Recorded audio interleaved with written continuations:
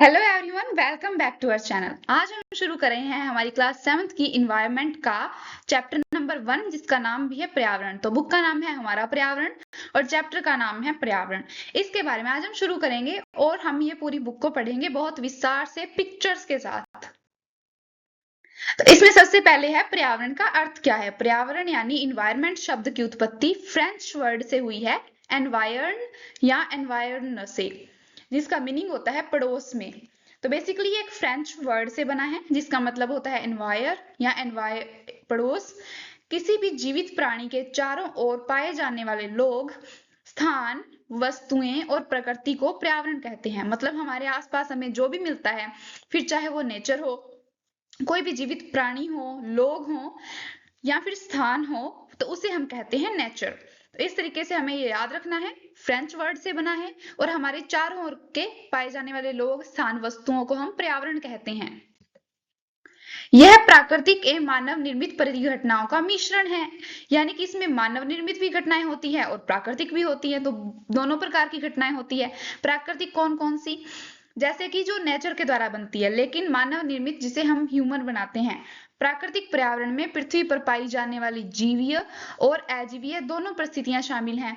मतलब कि प्राकृतिक पर्यावरण में वो शामिल किया जाता है अर्थ पर पाया जाने वाला जो जीवीय भी हो और अजीवीय भी हो। मतलब जिसके अंदर जैसे कोई जीव भी हो, जीव से भी रिलेटेड हो, और अजीवीय यानी कि जैसे अर्थक्वेक आ गया या फिर सुनामी आ गई या फिर हवाओं का चलना। तो इस तरीके से प्राकृतिक पर्यावरण में नेचुरल चीजों को शामिल किया जाता है।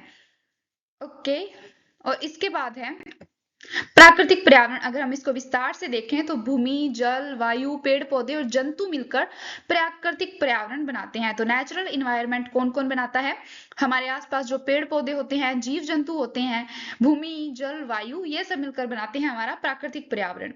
और इसे स्थल मंडल, जल मंडल, वायुमंडल और जैव मंडल में बांटा जाता है। स्थल मंडल वो होता है जिसपे हम रहते हैं, मतलब भूमि का भाग। जल मंडल वो होता है जो पानी से घिरा हुआ, जैसे कि इसके अंदर ओशंस में, जैसे कि महासागरों में, सागरों में पानी आ जाता है तो उसको हम बोलते हैं जलमंडल, और नदियों का पानी। वैसे ही वायुमंडल, जैसे हमारी हवा जिसे हम सांस लेते हैं, जैसे कि ऑक्सीजन, इन सबको तीनों को मिलाकर बोलते हैं जैव मंडल।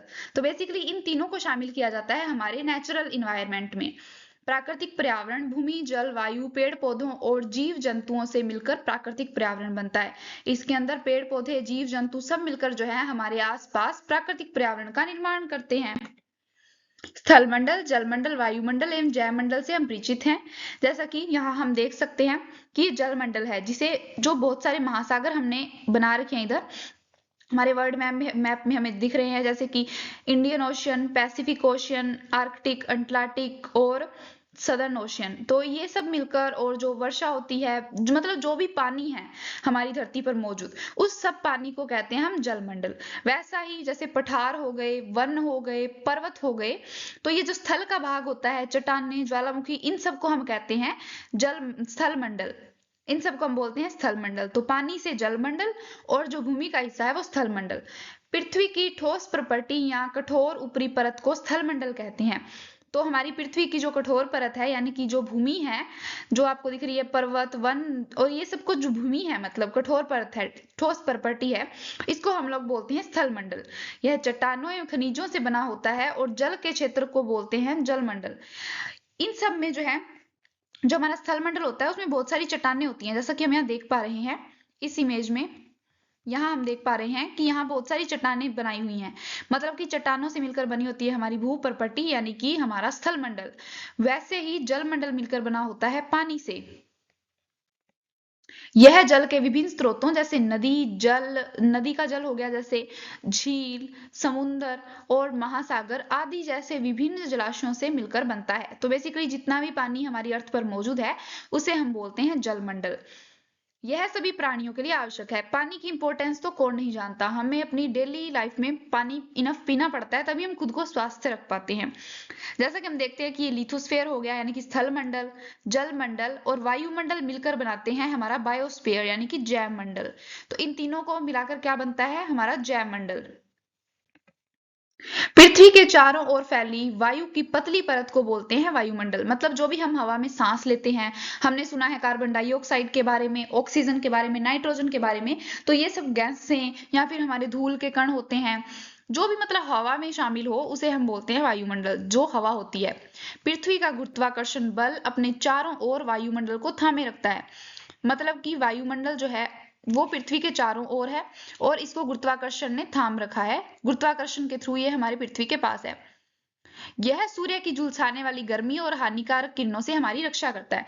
मतलब सूरज से इतनी गर्मी आती है कि हम जल सकते हैं, बहुत गर्मी आती है, लेकिन इन्वायरमेंट जो हमारा ये वायुमंडल है वो हमारी रक्षा करता है सूर्य की गर्मी से। इसके बाद है पारितंत्र। पारितंत्र वह तंत्र जिसमें समस्त जीवधारी आपस में एक दूसरे के साथ तथा पर्यावरण के उन भौतिक और रासायनिक कारकों के साथ परस्पर क्रिया करते हैं जिसमें वे निवास करते हैं। मतलब जहां जीव जंतु रहते हैं, समस्त जीवधारी रहते हैं और आपस में एक दूसरे के साथ परस्पर क्रिया करते हैं, उसे बोलते हैं पारितंत्र। ये सब ऊर्जा और पदार्थ के स्थानांतरण द्वारा संबंध है। जैसा कि हम लोग जैसा कि हम मान लीजिए कि पेड़ पौधे हैं, वो सनलाइट लेते हैं और वहां से अपना भोजन बनाते हैं। और हम पेड़ों से जैसे पत्तियों को पालक तोड़ लिया और वैसे ही हम फल लेते हैं तो वो हम भोजन बनाते हैं, तो पौधों की जो ऊर्जा थी वो हमें ट्रांसफर हो जाती है, उससे हमें ऊर्जा मिलती है। तो इस तरीके से ये ऊर्जा के स्थानांतरण से संबंधित है एक दूसरे से, और जो एक दूसरे से परस्पर क्रिया करते हैं उसे हम बोलते हैं पारितंत्र। जैव मंडल, पादप एवं जीव जंतु मिलकर जैव मंडल या सजीव संसार का निर्माण करते हैं। तो हम यहाँ जैव मंडल देख पा रहे हैं, जैसा कि ये देखो, ये बिल्कुल भूमि है, ये जगह है ना, और ये पानी है, और यहाँ है हवा। तो ये सब तीनों एक साथ हैं, तो इसे हम बोलेंगे जैव मंडल, जहां जल भी हो, स्थल भी हो और वायु भी हो। यहाँ आपको देखो, यहाँ पे स्थल पे रहने वाले प्राणी हैं, उड़ने वाले पक्षी हैं, वहीं हमें जल में रहने वाली मछलियां देखने को मिल रही हैं। तो ये सब मिलकर बनाते हैं एक जैव मंडल। यह पृथ्वी का वह संकीर्ण क्षेत्र होता है जहां स्थल, जल और वायु मिलते हैं और जीवन को संभव बनाते हैं। अब जो है, जो मतलब ये मछलियां वगैरह है पानी के अंदर, वैसे ही जो जानवर है भूमि पर रहते हैं, उनको पानी की जरूरत पड़ती है, सांस लेने के लिए भी उनको जरूरत पड़ती है। इसी तरीके से जब ये तीनों मिल जाते हैं तो उसको हम बोलते हैं जैव मंडल। इसके बाद है मानवीय पर्यावरण। मानव अपने पर्यावरण के साथ पारस्परिक क्रिया करता है और उसमें अपनी आवश्यकता के अनुसार परिवर्तन करता है। मतलब ह्यूमन जो है, ह्यूमन नेचर है कि वो अपने आसपास के पर्यावरण के साथ क्रिया करता है और उसे चेंज करने की कोशिश करता है अपने अनुसार। पहले जो प्रारंभिक मानव था उसने प्रकृति के अनुरूप अपने आप को बना लिया। मतलब जैसे नेचर चलेगी वैसे ही वो चलेगा, प्रकृति के अनुरूप चलेगा। लेकिन जैसा कि अब हम देखते हैं, अगर हमें मतलब बारिश की जरूरत है तो हम कृत्रिम वर्षा करा लेते हैं। अगर हमें लगता है कि ज्यादा गर्मी हो रही है तो हम एसी का यूज कर लेते हैं। तो इसी वजह से अब हम पर्यावरण को या फिर अपने आसपास के वातावरण को अपने अकॉर्डिंग बनाने का प्रयास करते हैं। लेकिन पहले जो मानव था, प्रारंभिक मानव, वो प्रकृति के अकॉर्डिंग चलता था। उसका जीवन जो है पूरे तरीके से सरल था और आसपास की प्रकृति से उसकी आवश्यकताएं पूरी हो जाती थी।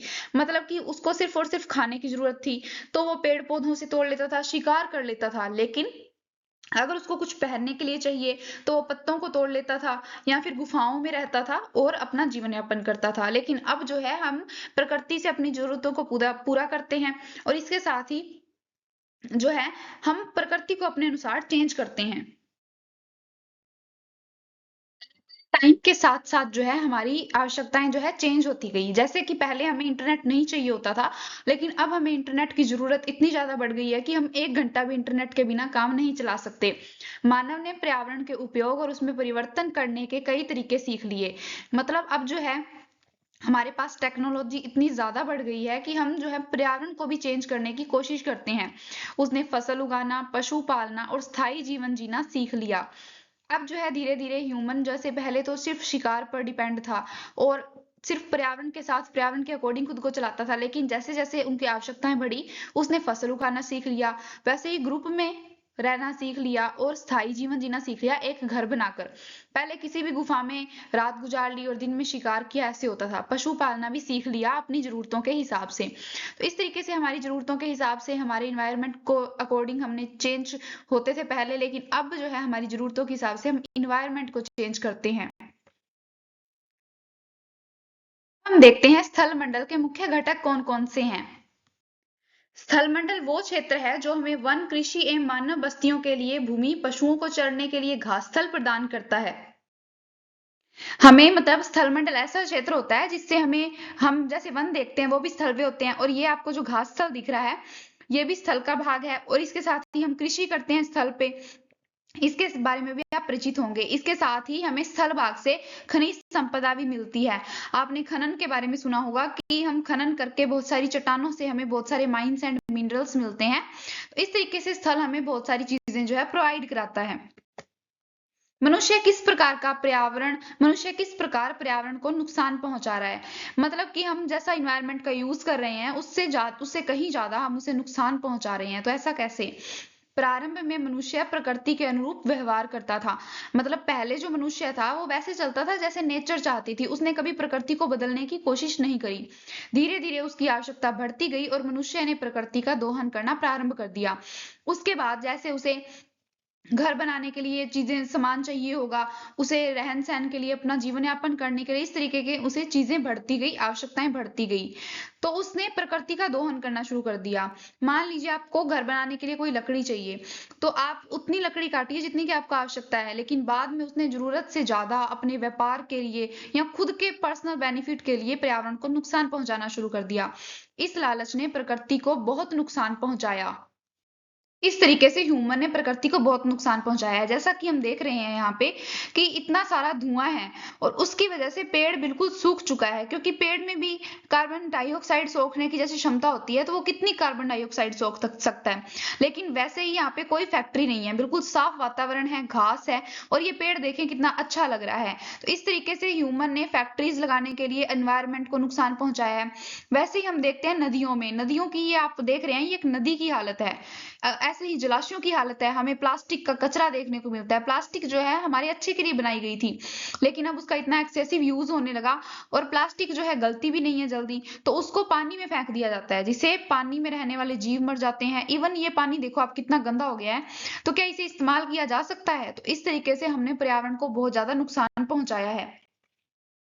आज भी उसके दुष्प्रभाव सामने आ रहे हैं, जब लोगों को जागरूक किया जा रहा है कि किस तरह से हम अपने पर्यावरण को बचा सकते हैं। अब आपने save environment, save earth, save future, save environment ऐसे नारे सुने होंगे। अब लोग जो है पृथ्वी दिवस बनाते हैं, पर्यावरण दिवस बनाते हैं, और उस दिन ज्यादा से ज्यादा जागरूकता अभियान चलाए जाते हैं, लोगों को जागरूक किया जाता है पर्यावरण को बचाने के लिए। लेकिन क्या सिर्फ जागरूक करने से हम पर्यावरण को बचा पा रहे हैं? फैक्ट्रीज तो हमारी उतनी ही चल रही हैं, पोल्यूशन भी हम उतना ही कर रहे हैं, व्हीकल भी उतने चल रहे हैं, इसके साथ ही जो पेट्रोल का यूज कर रहे हैं उससे कार्बन डाइऑक्साइड जो निकल रहा है वो उतना ही सब कुछ हो रहा है। लेकिन सिर्फ जागरूकता और ये पोस्टर्स और बैनर्स लगाने में ही हम पर्यावरण को बचाने के लिए प्रयास कर रहे हैं। इसके साथ ही बहुत सारे एडवर्टाइजमेंट आपने देखे होंगे। हम ऐसा इसलिए कर रहे हैं कि पृथ्वी पर जीवन बना रहे, तो हम इतने जागरूकता अभियान चला रहे हैं, उससे बेहतर है कि हम कंपनीज के ऊपर, फैक्ट्रीज के ऊपर जो है प्रतिबंध लगा दें कि वो इससे ज्यादा पोल्यूशन ना करें, तो ये ज्यादा अच्छा सोल्यूशन हो सकता है।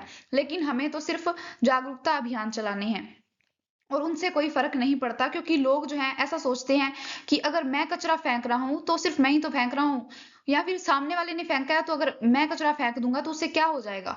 लोगों की ये मानसिकता है, और इसी वजह से अगर एक जना कचरा फेंकता है फिर दूसरा फेंकता है, तो इसी वजह से पूरा कचरे का ढेर बन जाता है नदियों में, नदियों के आसपास के क्षेत्रों में। तो इस तरीके से लोगों की ये मानसिकता है, जिसकी वजह से हमारा पर्यावरण को डबल नुकसान हो रहा है। वायु प्रदूषण को कैसे रोका जा सकता है? वायु जो है हमारे लिए मोस्ट इंपोर्टेंट है, उसके बिना हम सांस नहीं ले सकते।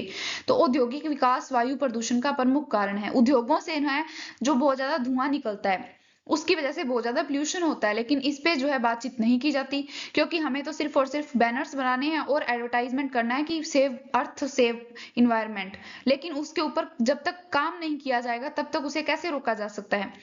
समय के साथ भी विकास आवश्यक है, लेकिन ऊर्जा के पारंपरिक स्रोतों के बजाय हम बिना प्रदूषण के ऊर्जा स्रोतों पर निर्भर होना पड़ेगा। मतलब कि हमें जो है अभी ऐसे यूज करने होंगे, जो पारंपरिक ऊर्जा स्रोत है हमें वो यूज करने होंगे। हमें ऐसे ऊर्जा स्रोतों का यूज करना होगा जिनसे पोल्यूशन ना हो, जैसे कि सोलर एनर्जी, विंड एनर्जी की हम बातचीत करते हैं, सौर ऊर्जा, पन बिजली, परमाणु ऊर्जा। तो ये सब कुछ ऐसी ऊर्जा है जिनसे पोल्यूशन नहीं होता। तो हमें इनका यूज करना होगा। साथ में ही परिवहन में भी स्वच्छ ईंधन का इस्तेमाल करना पड़ेगा।